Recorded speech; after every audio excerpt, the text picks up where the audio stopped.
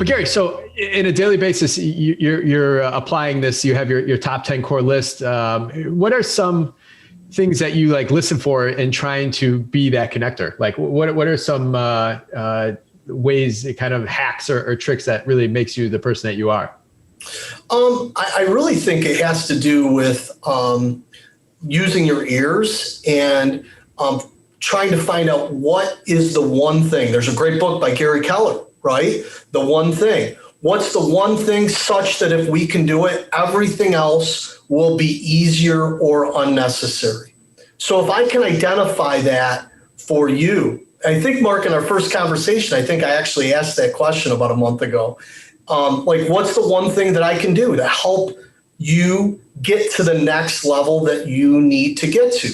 Because if I can provide that one thing, then, and I don't know if we've actually even physically been in the same room together, but if I could provide that one thing, you're sitting there scratching your head thinking, man, Davidson got me connected with, this guy in California that I needed to know in San Francisco because I was looking for somebody to refer. I've got a guy that's got a portfolio of properties out there, whatever that one thing is. So focusing on others and identifying what can you do to help them move the needle, to break down some of the barriers. I don't know if you manage a lot of properties in South Cook County, but I do a ton because those are properties that cash flow. South Holland, let me give you an example. South Holland just maybe in the last year created a restriction on rentals, right?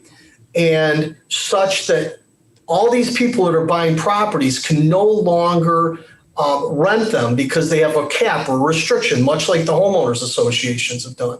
And one of the things that I do, it's not transactional. It's like, okay, now that this restriction is in place, what can we do? What kind of value can we provide to somebody who I meet that will allow them to continue to do their business? So in South Holland, I came up with the concept that we were going to convert all of these leases to contract for deeds, right? Because even in today's 2020 United States of America,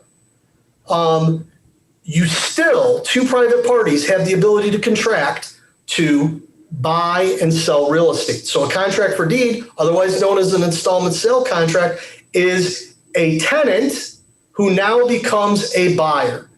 And the beautiful thing about that contract for deed is that in the event that the tenant doesn't fulfill the terms, the person who's selling it still owns it.